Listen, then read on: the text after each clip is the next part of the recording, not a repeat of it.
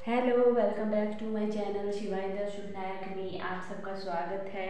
और आप सब कैसे हैं? आई होप सब लोग अच्छे होंगे, स्वस्थ होंगे, मस्त होंगे और अपनी पढ़ाई में व्यस्त होंगे, मन लगा करके पढ़ाई कर रही होंगे।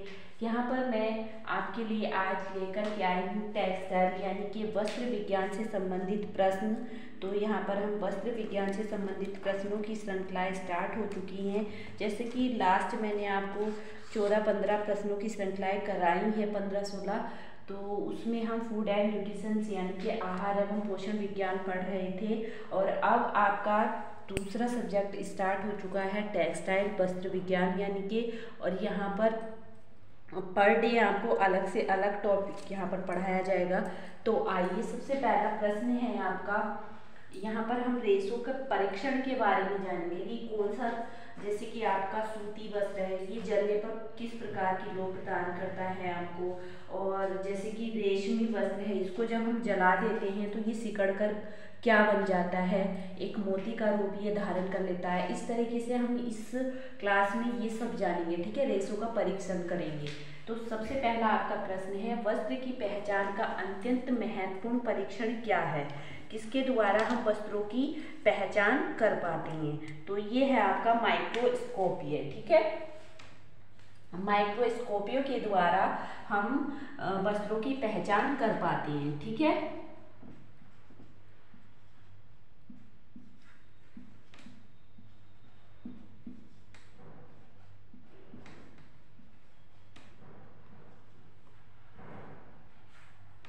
माइक्रोस्कोप के द्वारा वस्त्रों की पहचान कर पाते हैं कि वस्त्र सूती है या रेशमी है या फिर आपका वूलन है। इन सब की पहचान हम माइक्रोस्कोप के द्वारा कर पाते हैं। नेक्स्ट आता है, वस्त्र की खुरदरी सतह पर रगड़ या घिसावट सहने की क्षमता क्या कहलाती है? तो ये आपका कहलाता है प्रतिस्कंधा,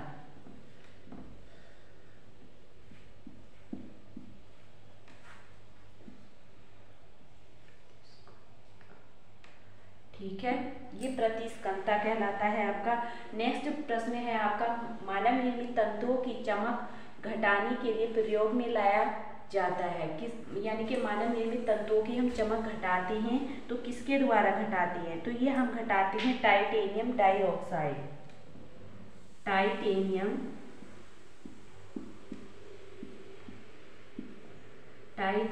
डाइऑक्साइड।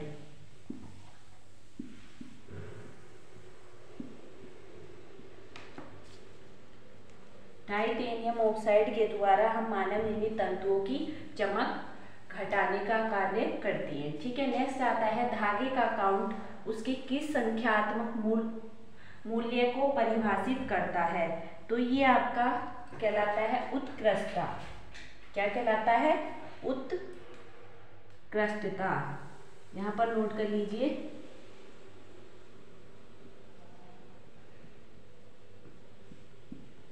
उत्कृष्टता, ठीक है।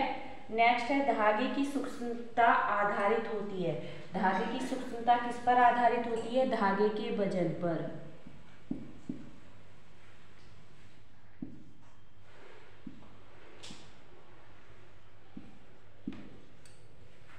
धागे के वजन पर, ठीक है। नेक्स्ट आता है आपका, तंतु की दीवार के अंदर यदि अणुओं की व्यवस्था एक दूसरे के समांतर हो तो उसे क्या कहते हैं? ठीक है, एक बार और सुनिए, तंतु की दीवार के अंदर यदि अणुओं की व्यवस्था एक दूसरे के समांतर हो तो उसे क्या कहते हैं? तो ये कहा जाता है आपका ओरिएंटेशन।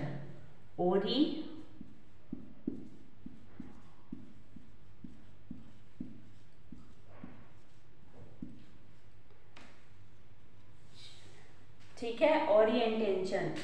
नेक्स्ट आता है, जंतु तंतु के लिए ज्वलन टेस्ट देता है, यानी कि जंतु से प्राप्त जो आपका रेशा होता है, जंतु से प्राप्त कौन सा रेशा है? ऊन है और रेशम है, ठीक है।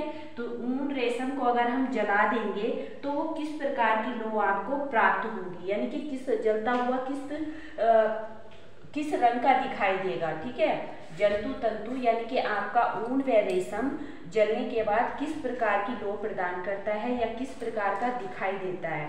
तो ये दिखाई देता है आपका नीली आग। ठीक है, नीली आग,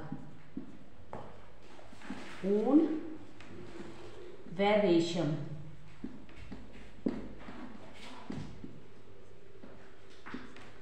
ठीक है, ऊन व रेशम। नेक्स्ट है रेसे कैसे होती हैं, तो रेसे होते हैं आपके अपाच्य कार्बोहाइड्रेट, अपाच्य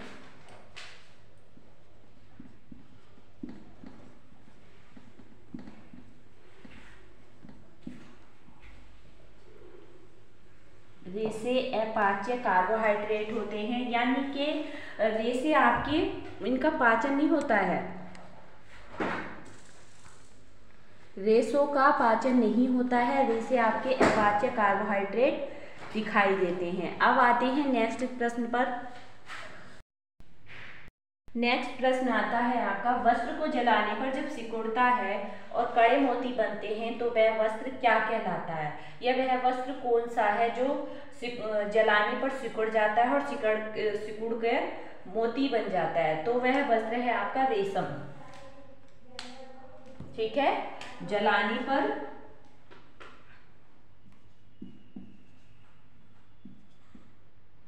जब सिकुड़ जाता है वस्त्र और कड़ा मोती बन जाता है तो वह वस्त्र कौन सा है, तो वह वस्त्र है आपका रेशम। नेक्स्ट आता है रेशे की सूक्ष्म बीन परीक्षण में जब एंठी और कोशिका नुमा रचना दिखती है तो वह रेशा कौन सा होता है, तो ये होता है आपका कॉटन यानी कि सूती।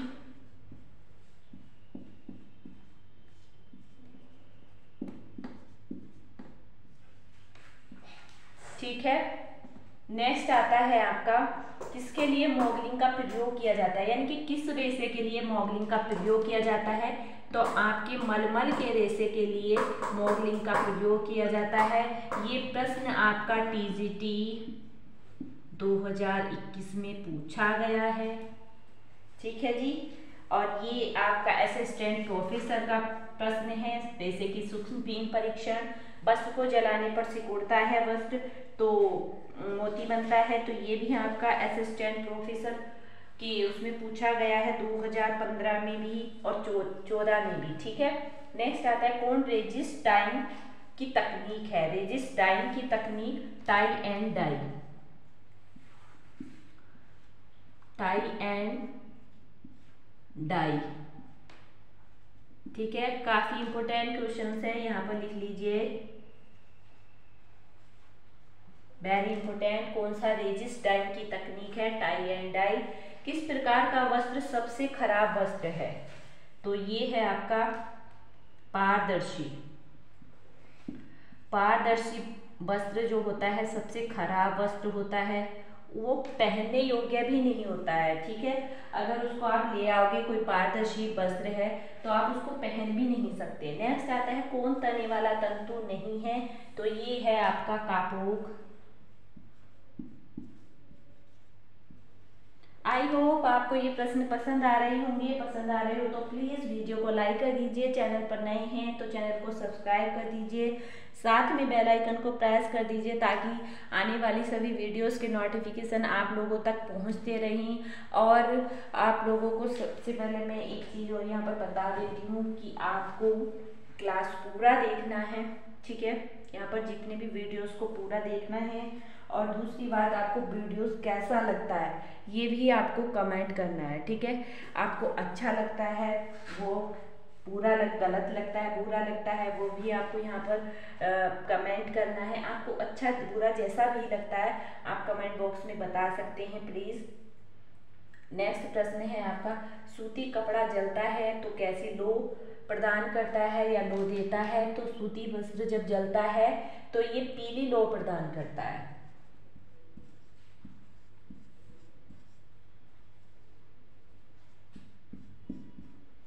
ठीक है, पीली लो प्रदान करता है। नेक्स्ट प्रश्न है आपका, दबाव मोड़ने एवं सिकुड़ने के पुनः अपने आकार को प्राप्त करने की रेशे की योग्यता क्या कहलाती है। ऐसा मतलब जब हम किसी वस्त्र को मोड़ देते हैं या सिकोड़ देते हैं तो वो फिर से फैल जाता है ना। आपने देखा होगा जैसे आपका लिनन है, उसको आप मोड़ देना, सिकोड़ देना, वो क्या फिर से फैल जाएगा, ठीक है।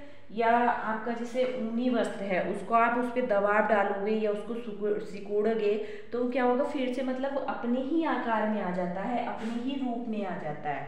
तो वह योग्यता क्या कहलाती है?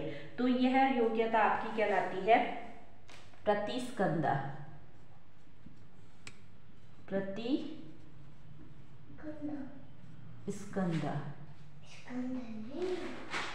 ठीक है। यह योग्यता आपकी प्रतिस्कंदा कहलाती है।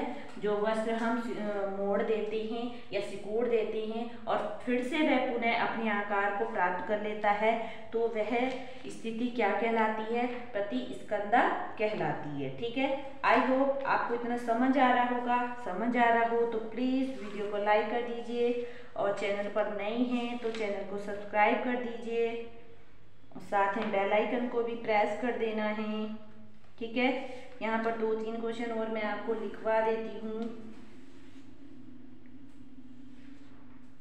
सबसे पहले आप यहाँ पर लिख लीजिए प्रश्न, वस्त्र मंत्रालय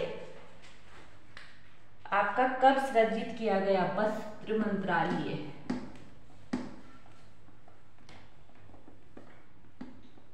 ये आपसे पूछा जा सकता है कि वस्त्र मंत्रालय कब सृजित किया गया? वस्त्र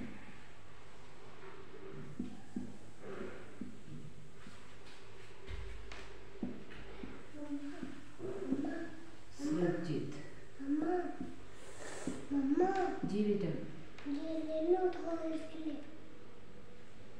तो ये आपका किया गया है, वस्त्र मंत्रालय कब सृजित किया गया? तो ये किया गया है नवंबर, ये आपका किया गया है नवंबर 1970 में, 1970 में, ठीक है।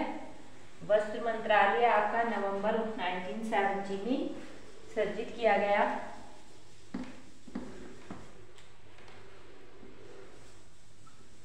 वीडियो पसंद आए तो प्लीज वीडियो को लाइक कर देना है और आगे जो आपकी टेक्सटाइल की वीडियोस आएंगी या क्लास आएंगी वो मैं आपको डिटेल्स वाइज यहाँ पर समझाने वाली हूँ, ठीक है। डिटेल्स में आपको समझाया जाएगा कि ताकि आपको अच्छी तरीके से समझ आ जाए कौन सा रेशा तनी वाला होता है, कौन सा रेशा जड़ वाला होता है, ठीक है। किस किस रेशे का क्या क्या कार्य होता है वो सब मैं यहाँ पर आपको, और आपका रासायनिक रेशा कौन सा होता है, प्राकृतिक रेशा कौन सा होता है, जंतु जगत से प्राप्त रेशा कौन सा होता है, वो सब यहाँ पर मैं आपका क्लियर करा दूंगी। अभी आप एक क्वेश्चन लिखिए, फिलामेंट, फिलामेंट लिख लीजिए या फिर आप लिख लीजिए छोटे रेशे को क्या कहते हैं और बड़े रेशे को क्या कहा जाता है, ठीक है। छोटे रेशे को क्या कहा जाता है और जो सबसे लंबा रेशा होता है उसको क्या कहा जाता है। यहाँ पर आप लिख लीजिए, एक लंबा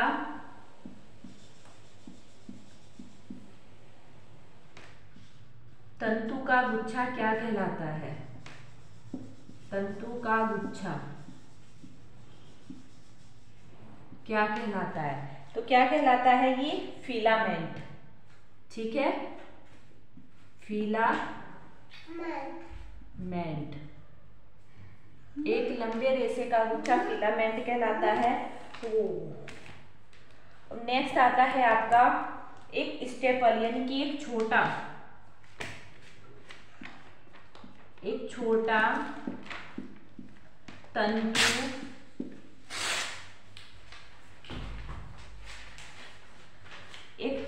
तंतु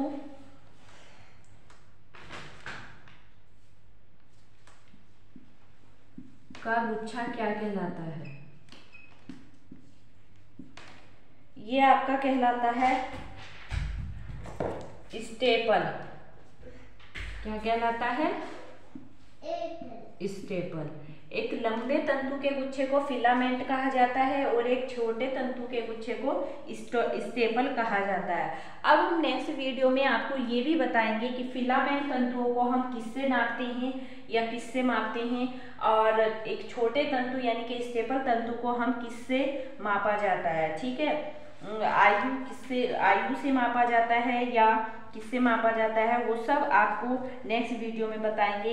ये आपको वीडियो पसंद आया हो तो प्लीज़ वीडियो को लाइक कर देना है, चैनल पर नए हैं तो चैनल को सब्सक्राइब कर देना है और बेल आइकन को प्रेस कर देना है, ताकि आने वाली वीडियोस के नोटिफिकेशन आप लोगों तक पहुंचते रहें।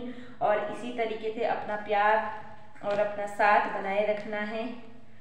यहाँ पर आप एक प्रश्न और लिख लीजिए, स्पैंडेक्स तंतु किनको कहते हैं। ठीक है, स्पैंडेक्स तंतु कैसे होते हैं, ये अग्नि प्रतिरोधक होते हैं। ठीक है, स्पैंडेक्स तंतु जो होते हैं आपकी अग्नि प्रतिरोधक होते हैं। ठीक है, और कमेंट में ये जरूर बताना है वीडियोस आपको क्लास कैसी लगती है, प्रश्नों की श्रृंखलाएं कैसी लगती हैं। और इसी तरीके से मैं आपका, जैसे मैंने लास्ट प्रश्नों की श्रृंखलाओं में आपका आहार एवं पोषण विज्ञान, इनके फूड एंड न्यूट्रिशन बहुत अच्छी तरीके से वहाँ पर कवर कराया हो, और उसमें जो भी आपका इम्पोर्टेंट क्वेश्चन वहाँ पर रह चुके हैं तो वो भी मैं आपका अच्छी तरीके से कवर कराऊंगी। अभी मतलब प्रोसेसिंग जारी है आप लोगों के लिए कि यहाँ पर मैं आपके लिए बहुत ही इम्पोर्टेंट क्वेश्चन यहाँ पर लेकर के आऊँ, ताकि आप लोग टीजीटी पीजीटी में एक पद हासिल कर सको।